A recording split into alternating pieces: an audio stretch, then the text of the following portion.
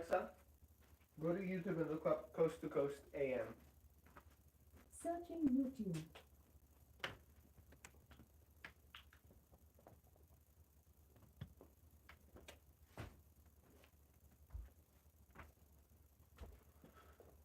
Welcome to the stream if you're watching.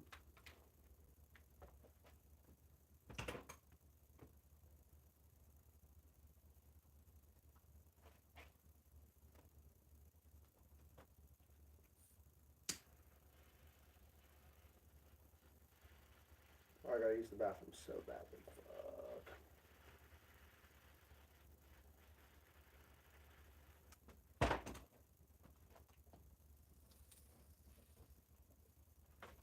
Okay, bathroom.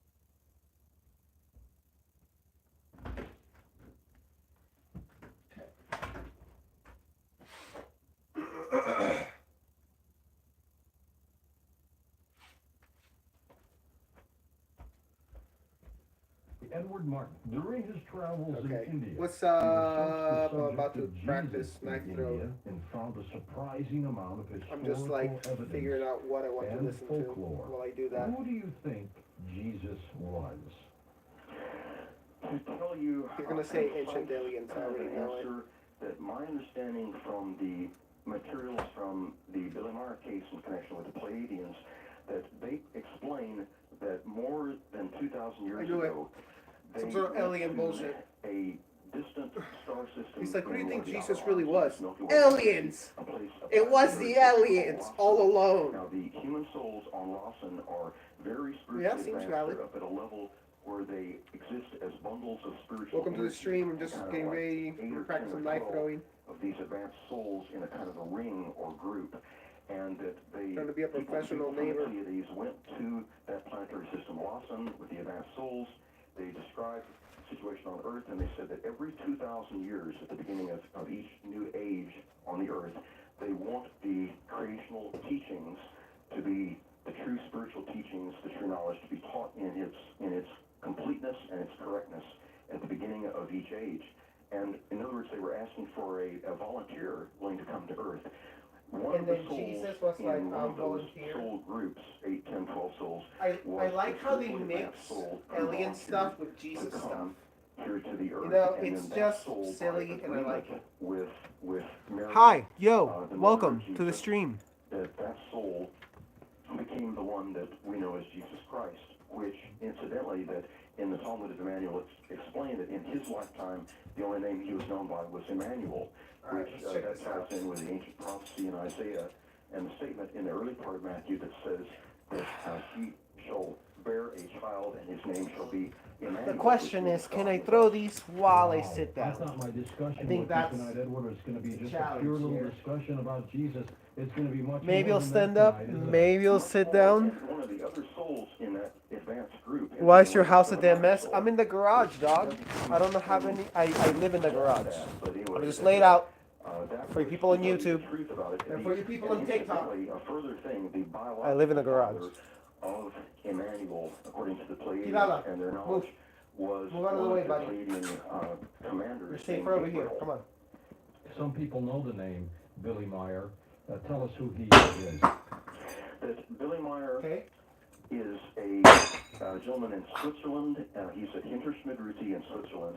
And I first found out about Billy Meyer during the latter part of the 1980s that I was reading in the UFO News Flipping Service out of Plummerville, Arkansas. I was reading UFO News, and I was reading about a book review of a book called Light Years by Gary Kinder, which is a marvelous book, and you can still find it in used bookstores and other places. But Light Years by Gary Kinder is a scholarly investigative report about the Billy Meyer case. Billy Meyer is an individual who, from the age of 5 years old, at the age of 5 years old in 1942, that Billy and his dad, they saw a silvery hovering, a silvery UFO in the daytime.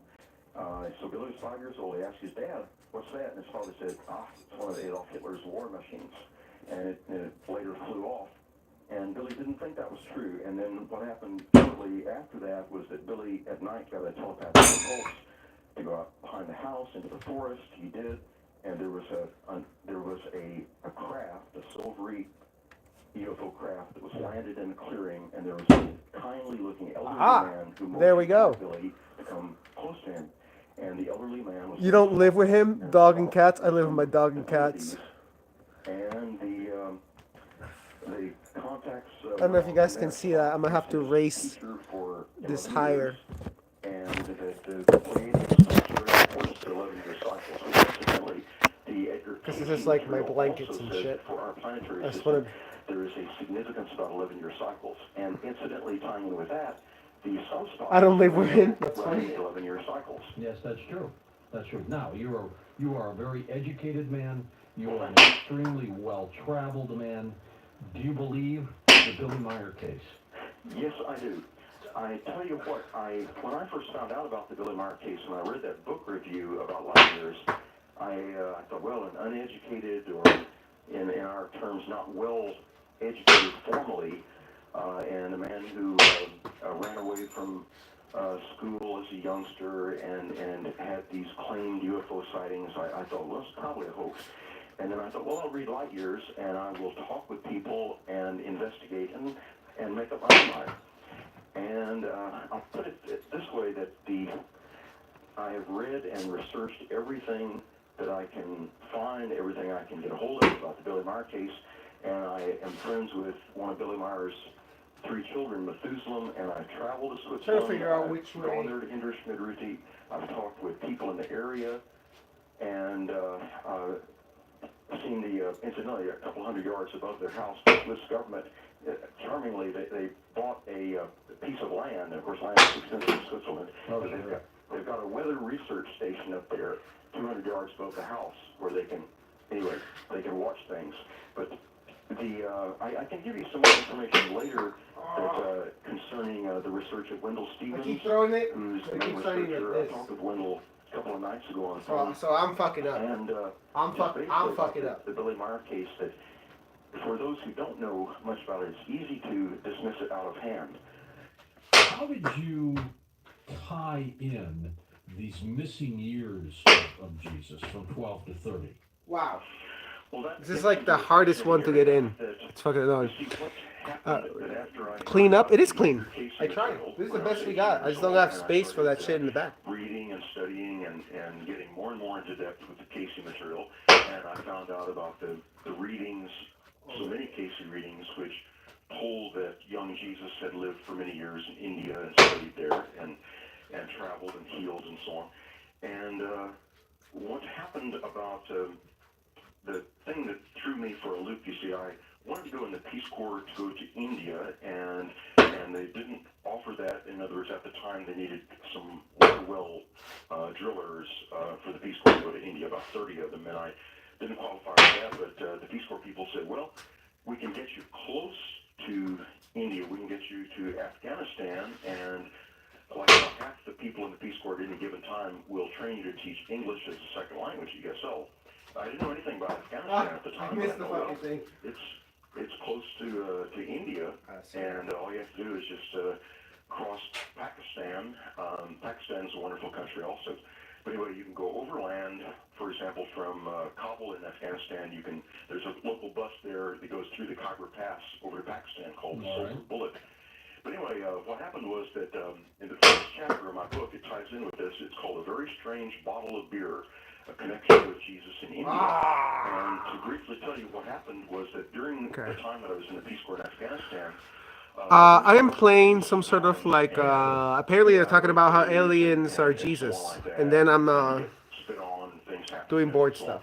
Anyway, that after work one day, I went over to the American Embassy Annex, which at that time... I'm like doing stuff. there was in the Like American the stream. Genetics, there was I don't know why a they make me say that. for Nobody say that. expatriates, that is for But I am trying. expatriates, We're meaning doing people nice out of their on country, YouTube and on Americans TikTok. and others. And what happened was that there was a Pakistani Christian bartender there named Mr. Wilson, and there was a Pakistani Wait a minute, a Pakistani bartender by the name of Mr. Wilson? because he was a Pakistani Christian. You see, when Pakistanis become Christians, they require that they take a Christian name, Western-sounding name. So he was the Pakistani Christian bartender. So I was there after work that time, and I noticed a bottle of beer. Oh, bottle of beer. On the counter that said Murray I ain't Beer, seen no cleaning. M-U-R-R-E-E. And so What are you going to said start cleaning? Bro, I so did. You're said just to- looking at the Mr. Wilson, I said, that beer Murray the only place beer, I have to said, put that that's shit. named after- it's behind named the after behind my Murray. target He practice. said, oh yes, good, near You know, and then that stuff. it's I don't even know not- whose and that I said, is. "Oh, it's- I don't even know what so to do with it's all brewed, that. There, I said, is it named after? It must be named after an Englishman. He said, no, sir, it is named after Mary. I said, oh, That should have gone in. Oh, Mary must be an English woman. He said, no, sir, Mary is mother of Jesus. And I said, there's a Pakistani beer that's named after Too the loud. mother of Jesus? And he said, most assuredly, that's right. And I said, why would a Pakistani beer be named after Mary, the mother of Jesus? But it And he should said, have made all of because them. her tomb is in that place. She's buried in that place, Murray, in northern Pakistan, about 40 miles from Rawalpindi, in Himalayan foothills. There's tomb of Mary. And I said, whoa. Oh, exactly. You're saying that Mary, the mother of Jesus Christ, is buried in northern Pakistan in the Himalayan foothills? Most assuredly, sir, that is absolutely correct. I've been at a holy place of pilgrimage the last 2,000 years. And I said, how could that possibly be?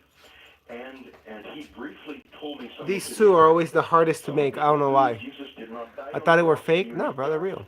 after recuperating returned to India. And his mother insisted on going with him. And she became sick and died and is buried in that place.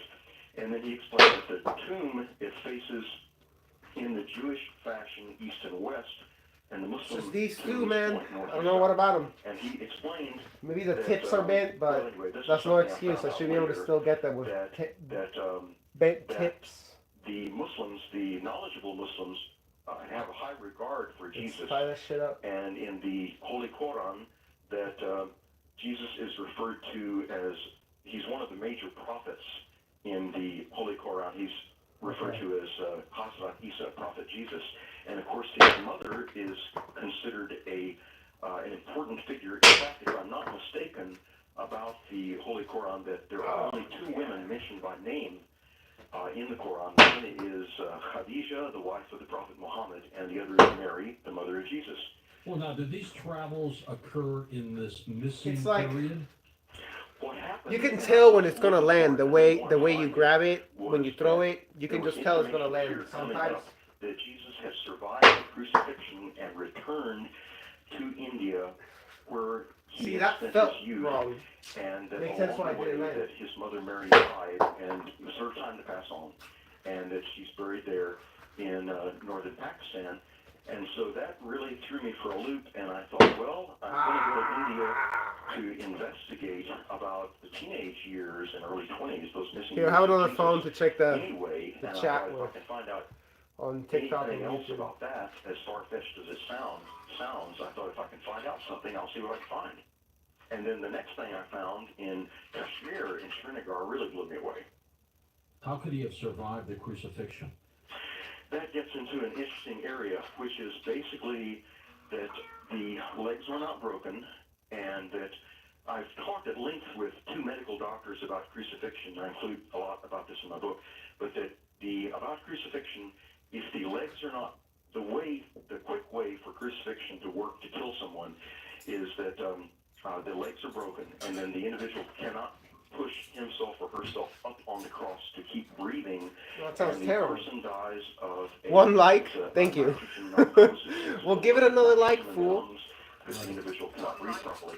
And for a young, healthy person like Jesus was at the time, and to not have the legs broken, that it was Taking on the for him to TikTok die camera. within a 3-hour time span. It was very surprising, and it was surprising to Pontius Pilate.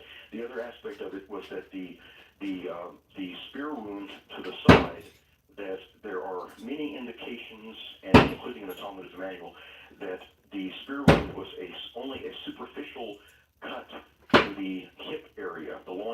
and this gets in a really interesting area, that the centurion in charge of the crucifixion, there is a lot of material about him that legends and folklore material that his name was Caius Longinus, and that Longinus was a sympathizer of Jesus, and that Longinus was good with languages, and the Romans often sent him in mufti, in disguise, to go and spy on Jesus, and so like British soldiers were sent in disguise to go listen to Gandhi, and they got to a point where the British soldiers were told, don't get close enough. We send you to spy on Gandhi, don't get close enough so you can listen to him when he's talking English. Well, but why do these stories, Edward, differ from what the apostles wrote?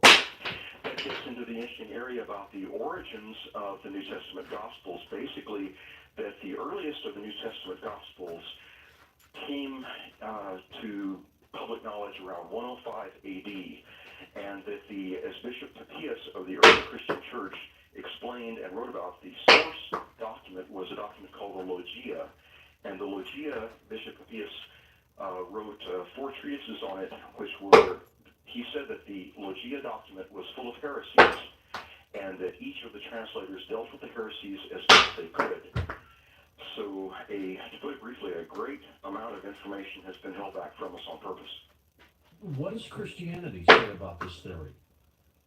About the survival of the crucifixion? Yes. Well, you see, what happened was that resurrection won out in the early Christian church, and most notably to someone of a very violent nature, Saul of Tarsus, who became known as Paul, the Apostle Paul. Right. And of course, you know about the conversion on the road to Damascus, about 10 miles or so south of Damascus, and I can tell you about that in the Talmud of Emanuel and so on. But that Christianity, you see, Paul put the Pharisee spin on early Christianity, basically changing Christianity into a Paulinism. In other words, the Pharisees believed in the resurrection of dead bodies, that at the day of judgment, that the dead bodies, the bones would take on flesh and rise out of the graves, and there'd be that great resurrection of the dead bodies. The dead bodies. The People are sleeping. They are. I better not miss. They take Jesus down from the cross, right? Right, Joseph of Arimathea. Are you seeing everybody at the moment thought he was dead? Everybody that was loud. Joseph of Arimathea.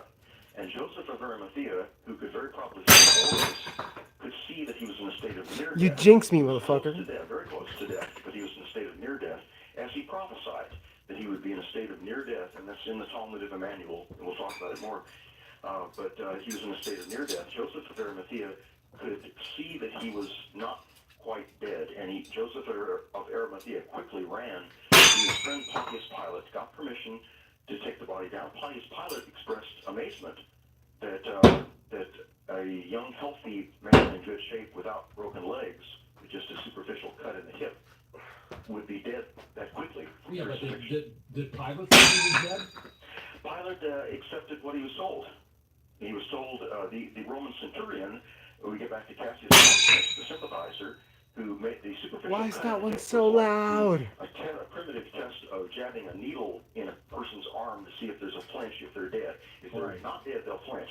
If you jab the needle and there's no motion, then a primitive test, an old test, was that no flinch from the needle, they're dead, and no noticeable breath and so on. Well, they couldn't test his breath very easily, but the centurion made the announcement after the superficial cut in the hip, and out came what looked like water mixed with blood, that is to clear lymph with the blood, as in the case of someone who's dead or near dead. And the centurion said, he's dead, let's go home. And of course the horrible storm was coming, the rain was coming, and none of the Roman soldiers were going to argue with the centurion, and let's go back to the barracks, get out of the rain. And the others were weeping, but Joseph of Arimathea could see that he was not dead. Do you believe that there was anything supernatural about any of this? Oh goodness, yes. It gets to an area of what we describe as supernatural. One of the things that happened right after that the Talmud of Emanuel describes about is that one of the Pleiadian commanders came and landed in beamship in front or near the front part of the tomb of Joseph of Arimathea. He stepped out and he was his raiment was shining and glowing, and the Roman soldiers were just aghast and dumbfounded. And this Pleiadian commander stretched his arms out, pointed them, and out came lightning bolts. It's like some of the shows that you see in Las Vegas.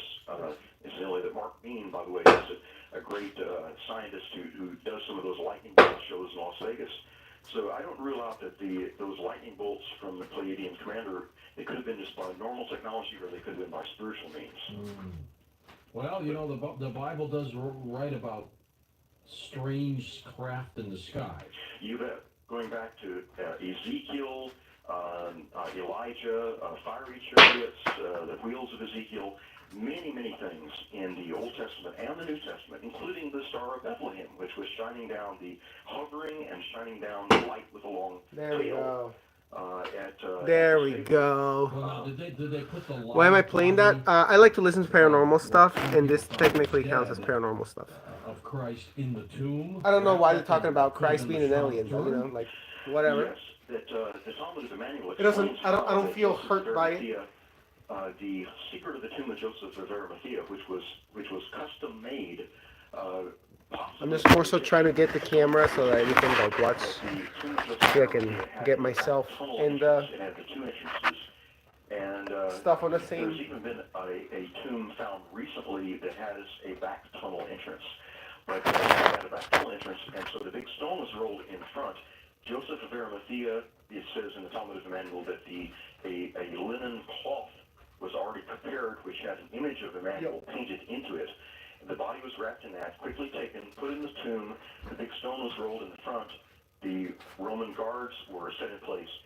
And then Joseph of Arimathea quickly ran to get the healers, Emanuel's friends from India. There were perhaps 2 or 3 of them.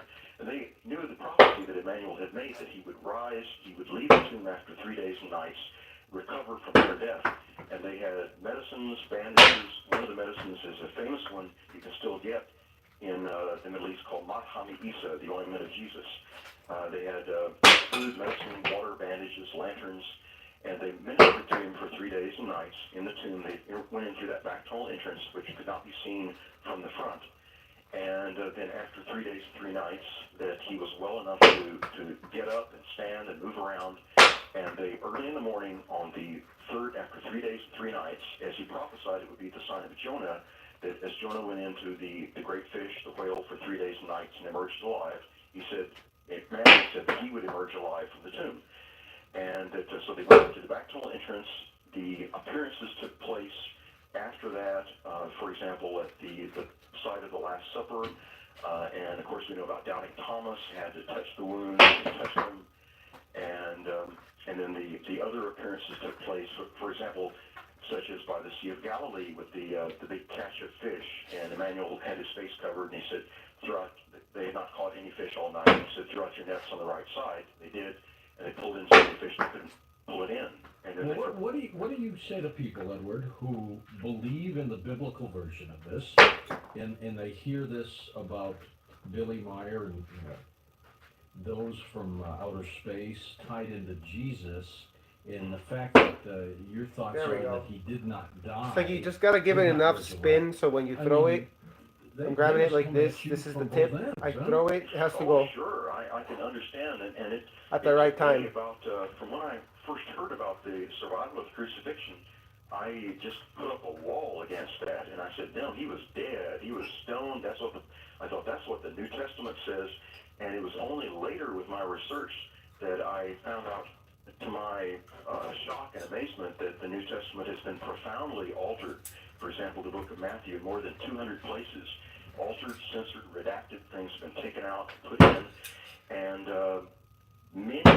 there are many indications also that the real betrayer was not Judas Iscariot, but was someone else with a similar name, Judah Iscariot, the son of Simeon, one of the high priests. I can tell you information and evidence about that. Okay, I want to know that, because you're going to have to sell me on I can this throw one. the kunais from this distance, but I can't throw the needles from this distance. Meaning that I either have to use more power or grab it differently and let it go at a different time. He's a wonderful scholar and retired professor, and he set out at first to scholarly do this wonderful scholarly research and to disprove it. And he, after 16 years, that he has come to exactly the opposite conclusion in the authenticity and truth of the Talmud Emanuel document, which basically is the original Gospel of Matthew before it got altered and redacted. You do believe, though, that this spirit that was Jesus, or in Jesus, was truly something of a magnificent nature? Exactly, most profoundly, and that some of the key points of difference, one, is that he was teaching reincarnation, not resurrection of dead body. On another theory that the tomb of Jesus is in Japan. Yes, my understanding of the Takeuchi document, that it is an ancient document, but as you say, it's a document that's not open to the public. There is a mound, a burial place, which I have heard and read about. To put it briefly, from the research of my friend Dr. Jim Deardorff, the evidence about a tomb of Jesus in Japan, it's really sketchy. It's really shaky about that. And there's not much corroborating evidence. What I do think is certainly possible concerning that is that in the years after the crucifixion, when Emanuel, when Jesus had returned to India, and then he went to Srinagar in Kashmir at about the age of 45, that he got married to a pretty young lady known as Marianne, and they had several children, and then he later lived to about the age of 110, and is buried in that area of Srinagar. There's a public access tomb, which I've been to in Srinagar. Concerning about the tomb of Jesus in Japan that you mentioned, that my understanding is that he may very well have traveled to Japan, and for example, that his brother who returned to India, Judas Thomas, who's also called Didymus in Greek, the twin, because he looked a lot like Jesus, but that Jesus may very well have visited Japan and preached in Japan, and then later after he left, that some of his followers, that someone died and was buried there, and then as things got confused with time, that it was referred to as the tomb of Jesus himself. What do you think he looked like, Elliot? Oh, yes. Like a guy, 2 legs, 2 arms. A brief description that he was around 6 feet, around 6'1", that he was a good-looking gentleman. His hair was reddish-brown hair. His eyes were grayish-blue, and that he had a neat reddish beard and mustache. That he was a robust figure. In fact, I based this on several things that, in connection with the casing material, there is a document by a Roman who witnessed Jesus, that is, who attended some of his talks and gave it a physical description, which coincides with this. I told about this in my book. And then another source of this information is that Aziz Kashmiri, a newspaper editor I met and interviewed at length in Kashmir, India, he saw an actual portrait of Jesus at the Himaskapa Monastery at Leh in northwestern India.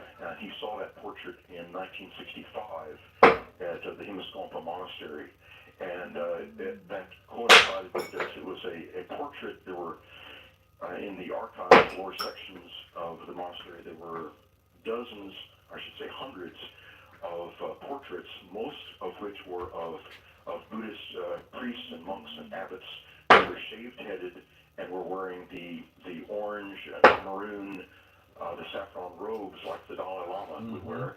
But there's one that's very different of a man who had a full head of hair and beard and a mustache, and he was wearing a warm woolen cap like they still wear in Afghanistan.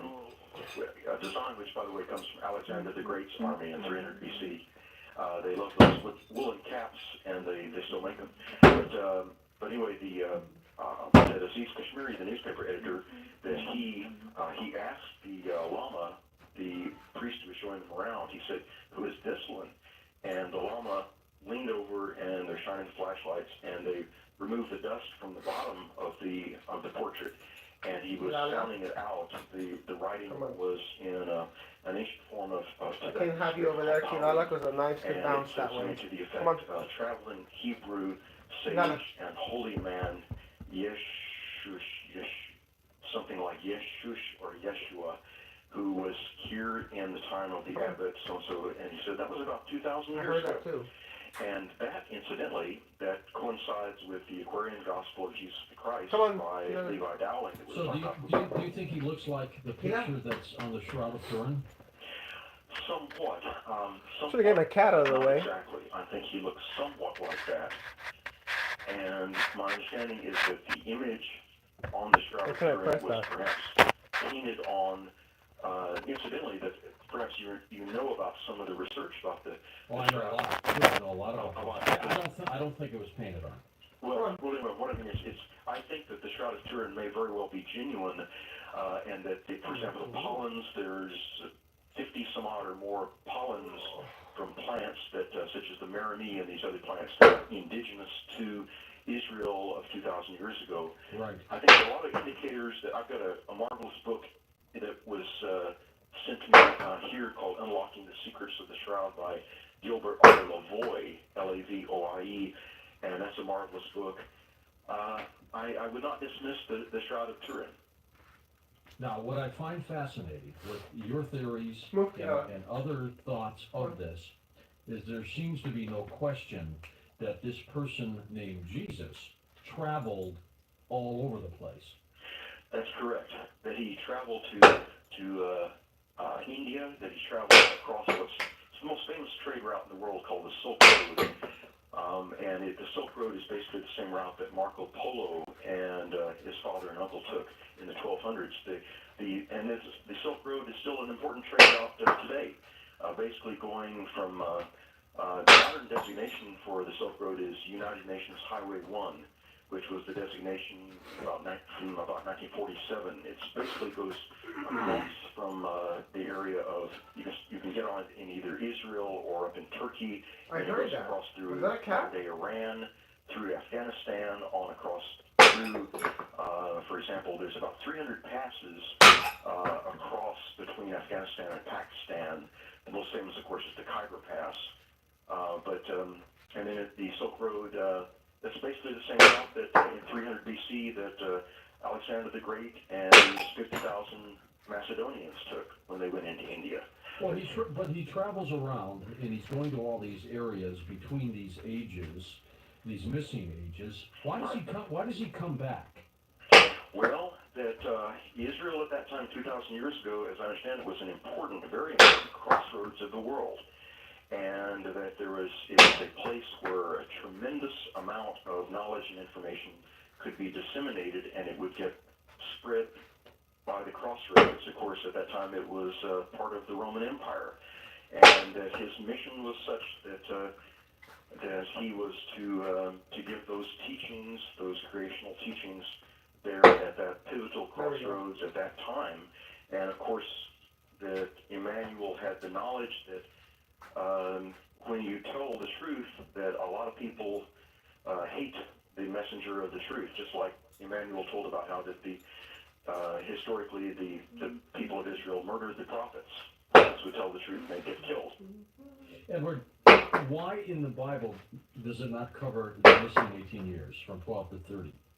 To briefly explain that, you see, in the early Christian church, around 100, 105 AD, the beginning of Christianity as a formalized religion, the teachings in the Logia, the Talmud of Emanuel, told about how that young Jesus had studied in India for many years and had literally sat at the feet of great gurus and teachers of both Hinduism and Buddhism, that this was considered in the early Christian church as anathema.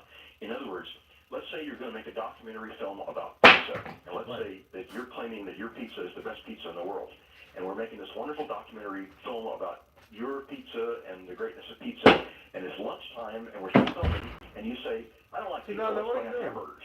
Or you say also, oh, by the way, let's also get some fried chicken, like that. And then making the documentary, of course, you'd say, oh, now, you're Mr. Super Pizza, and you're the founder of this huge pizza empire, and when we show you at lunch, we need to show you eating pizza and not eating hamburgers or fried chicken or something else. And in the same way, the founder, the head of Christianity, Jesus, that the early church fathers felt that if they showed Jesus as having studied and has shown respect for other religions, such as Hinduism and Buddhism, that they felt that that wouldn't look right. They felt that that would be compromising, and they just didn't want that in there. With this, and then you've got the Billy Meyer connection. Sure. That's what I find hard to swallow, and I want you to tell me a little bit more about that. Oh, sure. I was not looking for the Billy Meyer connection at all, but what happened was that when I went up to Kashmir and went to Srinagar, and I walked into a local bookstore and I found this marvelous book there at the front part of the book called Christ in Kashmir by a local newspaper editor, Aziz Kashmiri, and it was telling me about Christ in Kashmir. Well, I met and interviewed Aziz Kashmiri at length, and we had wonderful discussions. The thing that I was not expecting was that when I later was researching about the Billy Meyer case, the Talmud of Emanuel document was told how that the Pleiadians were telling Billy Meyer that I can give you the quote right here. Yeah, explain that, Manuel, to me. Sure. The quote that Semyase, who was Billy Meyer's teacher from 1975 to about 1986, Semyase said, "We know that you are aware of a secret of Scripture whose originals were unfortunately destroyed. Diffuse and spread the translation of the Scripture because it is the only one which is authentic truth. To us it seems to be the most important book written, but it will be harsh in language and will meet with hate. It only offers the truth to earth humans, though some speculations are in it. But it is finally able to destroy for many the madness of religion, or at least to temper it very deliberately. It is an extraordinary work, and you ought to make it accessible for human beings." And that she is talking about the Talmud of Emanuel document, which incidentally, if your readers are interested, if your listeners are interested, I'll give you the website of the best website about the Talmud of Emanuel and all the related documents concerning the Billy Meyer case, which is my friend Dr. Jim Deardorff's website, which is tjresearch.info. That's T is in Tom and J is in Joseph, research, research.info, I-N-F-O. So tjresearch.info is the website of Dr. Jim Deardorff, who's been very researching this Talmud of Emanuel document the last 16 years in tremendous detail and with great integrity and great courage. And also, so you can see, your listeners can look at that on the internet and see all of the material and the evidence and so on. The Dr. Chilling, throwing knives. I should just mention also that the Can't really Tomb read of Jesus chat, but website, that it's a website which is a wonderful website. The Tomb of Jesus website, specifically the webmaster of that, is Abu Bakr bin Ismail Salahuddin, who is a Muslim researcher who is a black gentleman who has done a wonderful job. The Tomb of Jesus website. So that's tombofjesus.com. And the Tomb of Jesus website has many connecting links, a lot of color pictures, a lot of information, maps, and so on. The tjresearch.info website of Dr. Jim Deardorff also has literally dozens of wonderful technically connecting stuff. links and about UFO related and other materials. But I found out that the Billy Meyer case, that Billy Meyer was disseminating and helping people to become aware of the Talmud of Emanuel document and its importance. So when I got a hold of a copy of it back in the latter 1980s, I was really astounded as I was reading the Talmud of Emanuel document. The clarity, the beauty, the sense of it, and all of the questions that it answered. I then found out about a marvelous book by Dr. Jim Deardorff called Celestial Teachings. And incidentally, that's harder. Celestial Teachings is now being reprinted and will soon be available again from Granite Publishing. What's that all about? Granite, the Celestial Teachings is a verse-by-verse analysis, a very scholarly analysis, which is a verse-by-verse comparison between the verses in the Talmud of Emanuel document and the Gospel of Matthew. It's a verse-by-verse comparison, very scholarly, and there are many New Testament scholars which are expressing their concerns about. They can tell that the Gospel of Matthew, which we have in the New Testament, they can tell it's been altered. They can tell it's been messed with. It's been redacted, censored, altered, and there are so many things that they know have been altered, and the New Testament scholars don't know what the Logia was, what the original document was that it came from. That it contained so many heresies. Well, see, I was raised a Catholic. I believe in a lot of things that I've read about and that I've been taught. I'm having a difficult time, and I can easily believe that he traveled all over the place. Mm.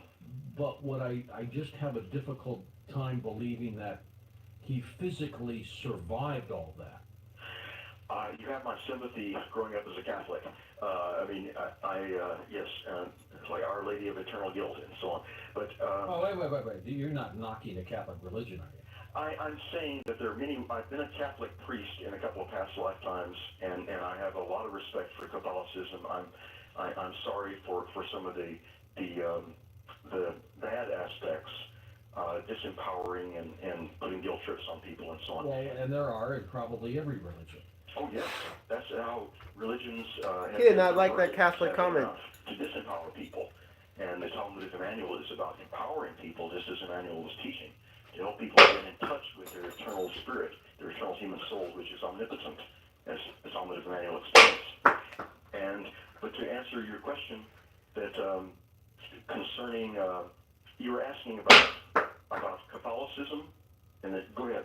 Well, I was saying that I am having a difficult time being convinced that Jesus did not die on the cross, and whether he resurrected or not, one doesn't know. One needs to believe that.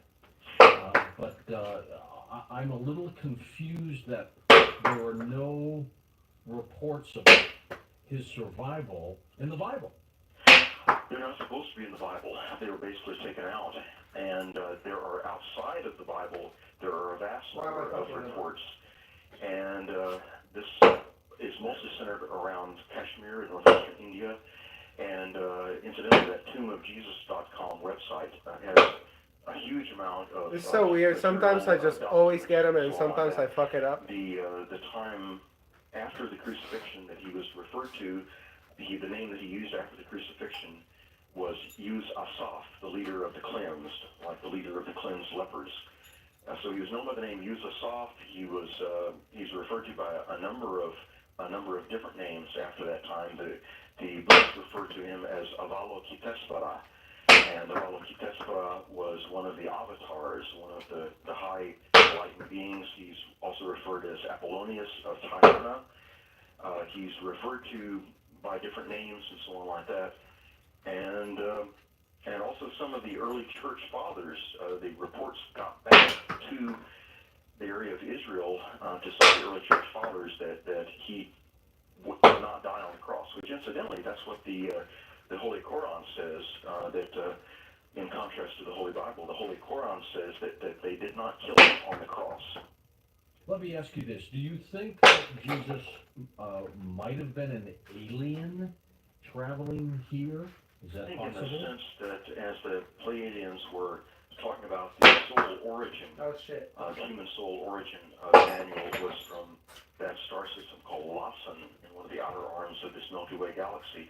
So in that sense that you could say he was an alien, and with the biology, that is the genetics, that the biological father, as we were talking about earlier, of course the mother was Mary of the earth, but the biological father was Gabriel, one of the Pleiadian commanders, and the arrangement was by consent with Mary, and that was, as I understand, either by artificial insemination or else by spiritual means.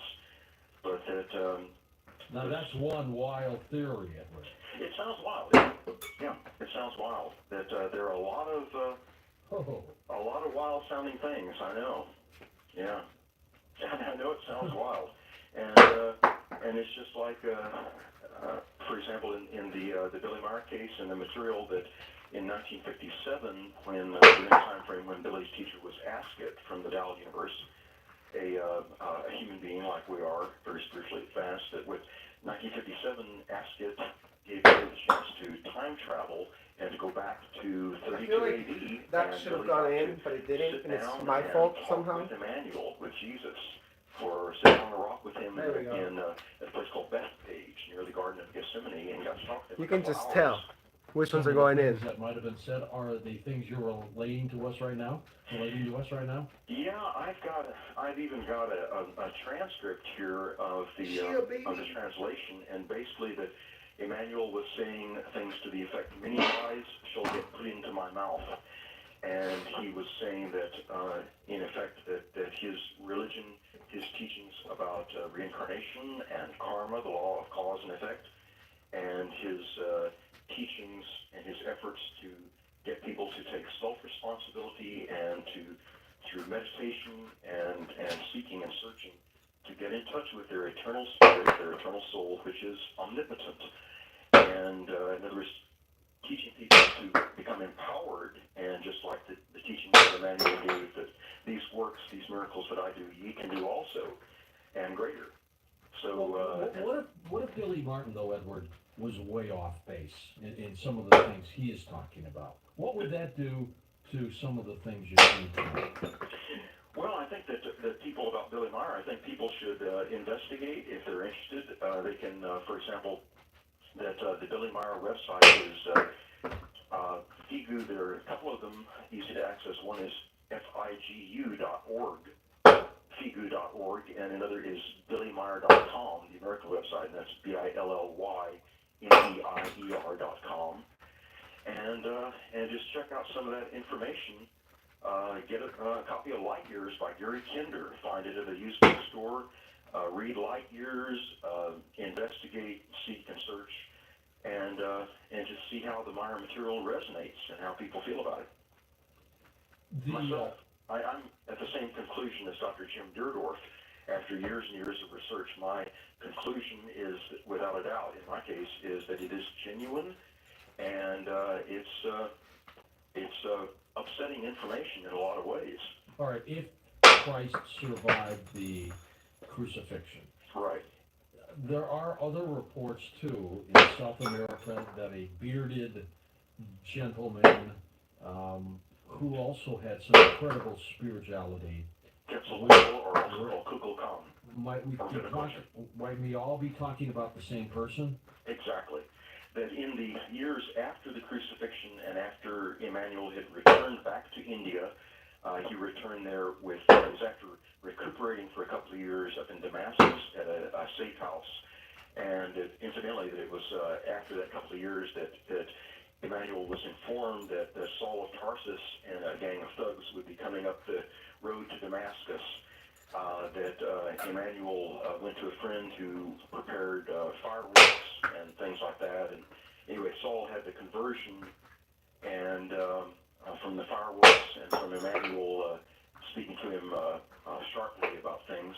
But anyway, after returning to India, that is, Emanuel returned with his mother Mary, with his brother Judas Thomas, and also with Judas Iscariot, who was not the betrayer, and who was his lifelong friend and neighbor. And Judas Iscariot lived about the age of 90, and it was Judas Iscariot, by the way, who wrote who he was the scribe, who wrote the Talmud of Emanuel document. Well, why did Judas get nailed in the Bible then, if you say he was not the offender? Oh, it's a simple reason, and it's explained in the Talmud of Emanuel. Basically, the real betrayer of Emanuel had almost identical name, Judah Iscariot. Judah Iscariot, the real betrayer, was the son of Simeon Iscariot. Simeon was one of the powerful high priests in the Sanhedrin, one of the betrayers, incidentally. That is one of the arresting gang that night, that horrible night at Gethsemane when Emanuel was betrayed. So Judah Iscariot was the betrayer, and then what happened was Judah Iscariot did two crimes, by the way. The first crime was that he stole the original Talmud of Emanuel documents from the bag of the scribe, Judas Iscariot. And then he was paid 70 pieces of silver for that, and then he was paid 30 pieces of silver for the betrayal, that going up and greeting Emanuel that night, giving him the kiss of betrayal, like they still kiss in the Middle East and then kiss on the cheeks. And do that in Kiss on the Afghanistan. cheek. Oh, they still do that too. Yeah, kiss on the cheeks that way. Men kiss other men, like in Afghanistan and Middle East and so on. But the betrayal, what happened right after the betrayal, and of course Emanuel pointed that out that night when Judah Iscariot, the real betrayer, the son of Simeon, gave him that kiss of betrayal. But Emanuel said, "Why do you come to me with treason in your heart?" And then Simeon the father and the others stepped up and they arrested Emanuel.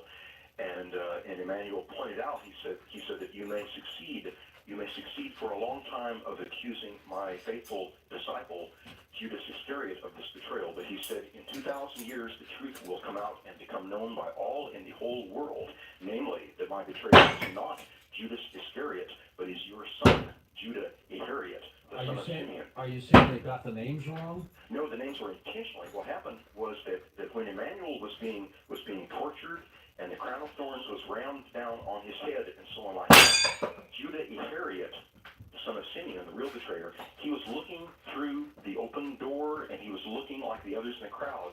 And at one point, the eyes met. That is, Emanuel, as he was being tortured and the blood was running down his face, Emanuel, his eyes met with Judah Iscariot, and something snapped within Judah Iscariot, and Judah Iscariot went, this gets really interesting, Judah Iscariot went to the high priest, and he threw the 30 pieces of silver down, which incidentally, the scribe and treasurer, Judas Iscariot, often had much more than 30 pieces of silver in his treasury bag.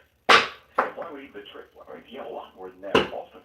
But anyway, that Judah Iscariot threw down the 30 pieces of silver, and the Talmud of Emanuel explains what he said, that I have done evil, I have betrayed innocent blood, and this man is a good man, and his teachings are good. I have done wrong. And they basically said, we don't care how you feel about yourself. You've already done your part. You've pointed him out, and he's turned over to us. You've done your part. We don't care how you feel. And it says that he ran away, Judah Iscariot ran away, wept bitterly, and that probably, I think certainly what happened, his father, who was standing right there, Simeon, told one of his servants, "Hey, Judah, watch him, see that he is all right." Mm-hmm. And Judah Iscariot, he may have had a couple of stiff drinks, and then he went out to the potter's field area, climbed up in a tree, and following him, I'm speculating, might have been somewhat portly or heavy. And Judah Iscariot was quickly able to climb up into the tree. The man following him was looking up, Judah, what are you doing? What are you doing in the branches? Judah Iscariot took his rope belt from around his waist. He tied one end to a branch. He tied the other end around his neck, and he jumped. And it broke his neck, killed him instantly. And of course, the man following him was aghast. He was horrified. He rushed back to the high priest, including the father, Simeon, and he explained what had happened. That Judah Iscariot, your son Simeon, has just killed himself, hanged himself. And then they came up right away. They said, look, all of the 12, including the scribe, Judas Iscariot, they're all in fear for their lives and all hiding. None of them dare show their face. Let us switch the names. We'll switch the names and say that it was the scribe, Judas Iscariot, who was the betrayer, who hanged himself.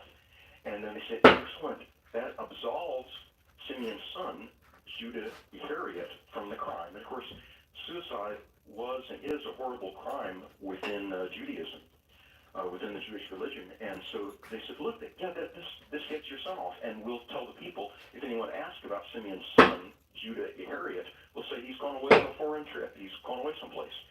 And the high priest said, have the body quickly buried, and which is in accord with the Jewish custom, and also the Islamic custom, have the body quickly buried, and place a guard over the grave, and tell everyone that say, look, it was one of his 12 disciples, Judas Iscariot, the scribe, and of course he handpicked all the 12. They'll say, look, one of his own people betrayed him for 30 pieces of silver, so how can his teachings be any good? So for 2,000 years, Judas is being called a traitor, and you're saying he never was.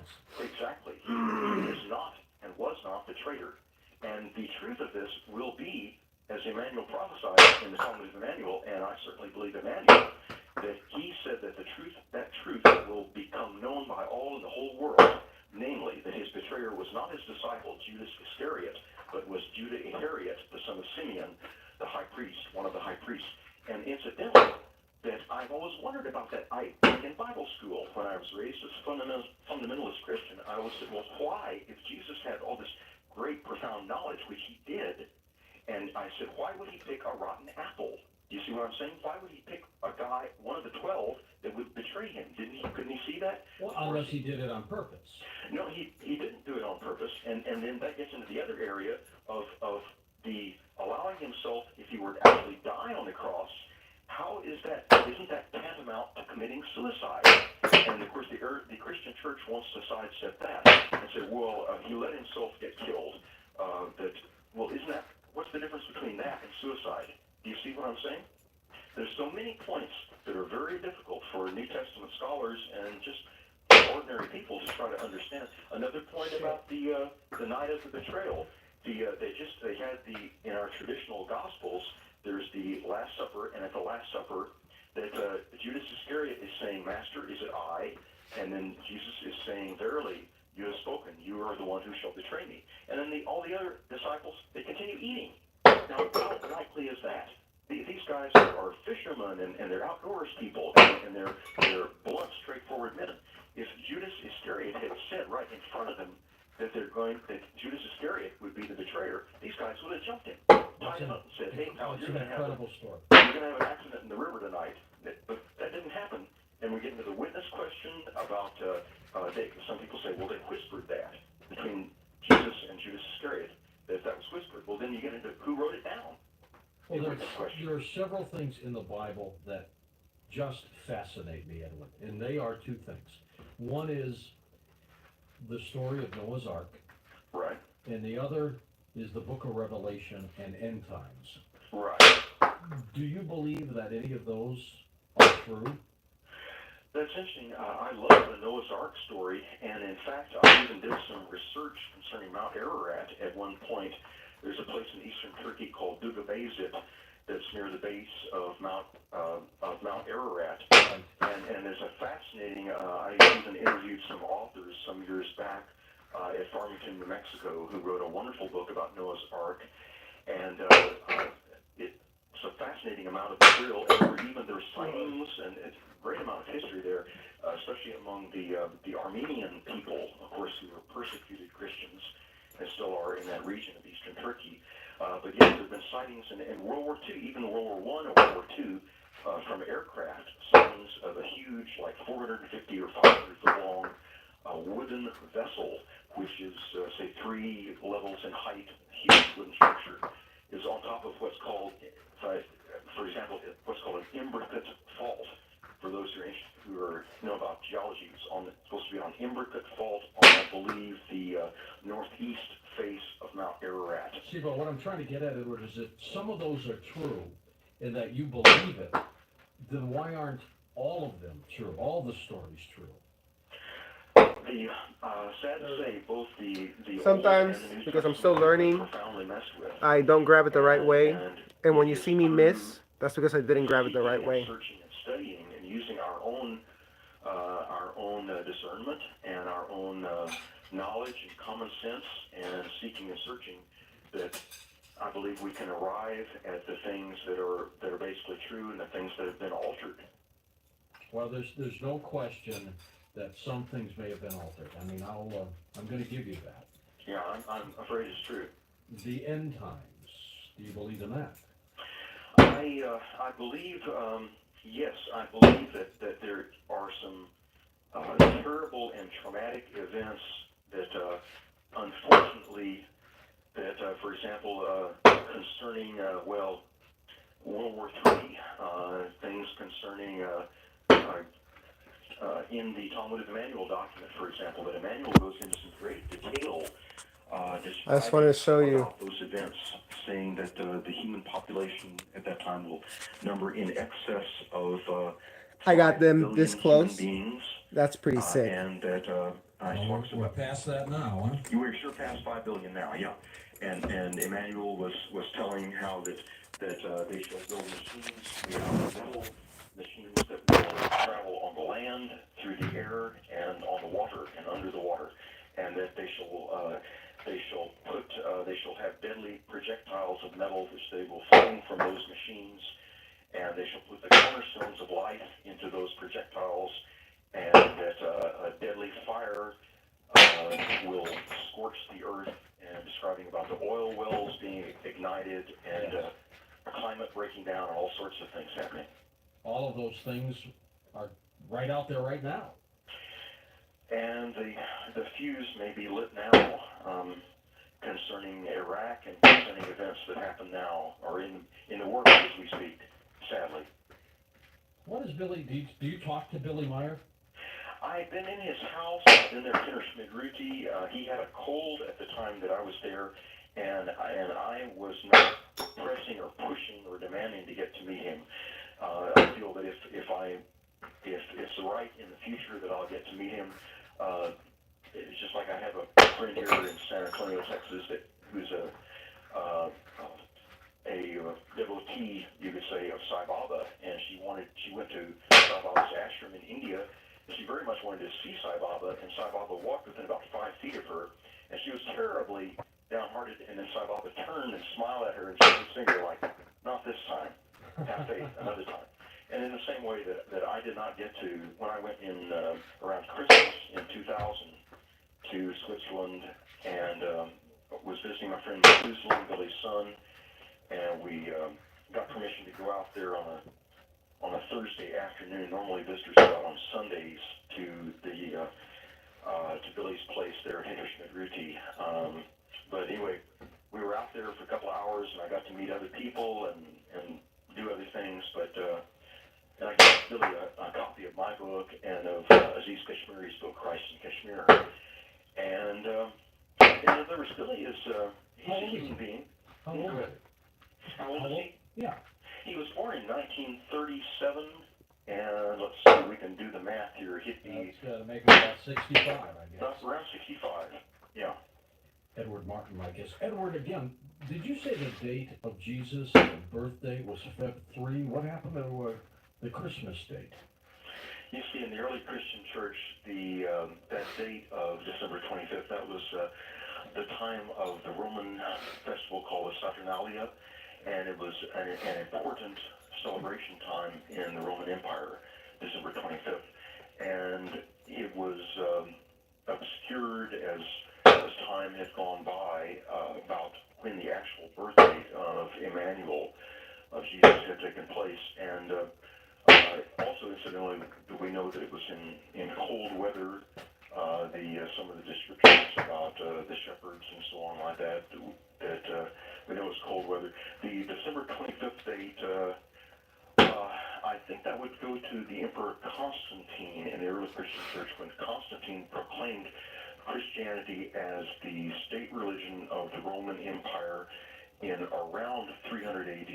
And Emperor Constantine, about that time, there's a bunch of interesting stuff, but the Emperor Constantine had gone with an expedition over to the Holy Land, over to Israel, and they were searching for the actual burial tomb, the tomb of Joseph of Arimathea. They were there for some months, they couldn't find it, and then what happened was that Constantine was getting in a really bad humor. You know, find that tomb, find the tomb of Joseph of Arimathea, and then curiously enough, some inscriptions were found on a tomb site there in Jerusalem, and then basically that was proclaimed as being the tomb site, and so that's where the Church of the Holy Sepulchre was built. A lot of interesting material, but the December 25th date, that there was the demand, as I understand, in the early Christian church to celebrate the birth of the Savior, the birth of Jesus, and that the December 25th date was convenient. If you could go back into time and you talked to Jesus, what one thing would you ask him? That is a profoundly good question. And I would say that from my research, I cannot think of much that I would ask him. I would perhaps ask him that what kind of profound disappointment that he feels about the direction that the Christian churches have gone in, about laying guilt trips on people and disempowering people, and how that he feels about that. From reading that conversation with Billy, that a good sense of the sadness that he would feel about that. Okay, the live stream on TikTok is over. I'm gonna just continue on YouTube. So, both Catholicism and Protestantism have been. well, actually, what time is it? The time is 2:28 a.m. To a great extent. Okay, I guess you told me what time it is. Organizations and the leadership, many of the leaders of which, as you realize, are But so far from him. And as ridiculous as it sounds, the chattels and goods, it's harder to get from this sitting down distance than just 1 foot forward. I'm gonna see if I can make it work. Ask Jesus about would No. he? I know he had a good sense of humor. I might ask him if he ever, if he were to visit our time, if he would enjoy going to Hooters, or ask him, or ask That him, one, yes. yes, about the crucifixion. That according to the Casey material, that on the way to the crucifixion, that Jesus was laughing and expressing humor on the way to the crucifixion, and I come across that from some other accounts too. Correct. Laughing, and he loved jokes and humor, and on the way to the crucifixion, of course, he was horribly suffering and bleeding and so on like that, and had the crown of thorns on, but that he was saying some humorous things. So the Casey readings say that, and I believe have great faith in the Casey readings, and also Harmon Brough, who was one of the significant people in the Edgar Casey movement there at Virginia Beach. Harmon Brough made a statement. He said, "It takes a hell of a man to laugh with splinters in his head." So yeah, I would think so. I would think so. Yes, I would just. I had dreams anyway, just to mention something briefly, that just a year ago in the summertime, that I had a wonderful meeting with Dr. Leo Sprinkle up in Laramie, Wyoming. Leo is one of the leaders in the UFO field concerning hypnosis, about UFO missing time, and so on like that, and reincarnation things. And I had known Leo about 10 years, that I mentioned that because I asked Leo about a year ago in the summer when I was up there the last time at Laramie. I said, Leo, would you go into the self-trance? And in the self-trance, which is like Edgar Casey, I said, would you go into the self-trance and tell me if 2,000 years ago, in any capacity, did I ever meet Emanuel, that is Jesus, or know him, have any dealings with him, eye contact, anything? And he went into the trance, and he told me, he said 2,000 years ago that I was a young Hindu priest in northern India, and that I was a devout Hindu priest, and that I was physically fit, and that one of my jobs that I was given, I was asked to be a guide for a young Hebrew visitor, and the young Hebrew visitor needed to go to various monasteries and remote areas in the Himalayas there in northern India, and I was the guide, and I'm sure that we had many wonderful conversations over days and days as we were walking, and that individual, Emanuel, had a profound effect on my life, and that there's something that resonated in me that in this lifetime, that I took fundamentalist Christianity very seriously, growing up as a fundamentalist, and I just really wanted to go with the ball game, and yet so many things didn't make sense.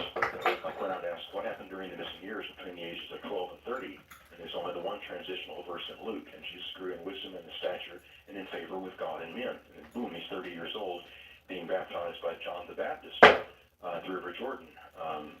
John the Baptist, who was perhaps his cousin, and I've asked my Bible teachers, I'd say, well, why didn't he start his ministry sooner? What was he doing? Was he making tables and chairs for that 18 years? And they'd say, well, why do you ask such strange questions? I'd say, I don't think it's strange to ask that 18 years missing, and he's the most important figure in Western civilization, and we love him, and I love Jesus, love Emanuel, and why can't we find out about the missing 18 years?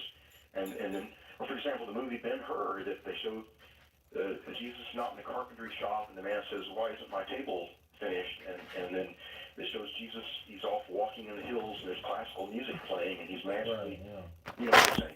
Edward, some Okay. of the miracles that we hear For some about reason, I'm in the hungry, but Bible, it's Jesus super late, so I walking probably on shouldn't eat. water, turning But water into subscribe. wine, I do this kind of one stuff. fish I'm into probably gonna another. play video Do you games think next. any I'm of gonna those stream that happened? perhaps. My I'll be back. understanding from the Subscribe for Talmud more. Emanuel is I do that live many streams of and them make did content happen. and whatever. And in fact, the accounts I was just looking back here through the Talmud of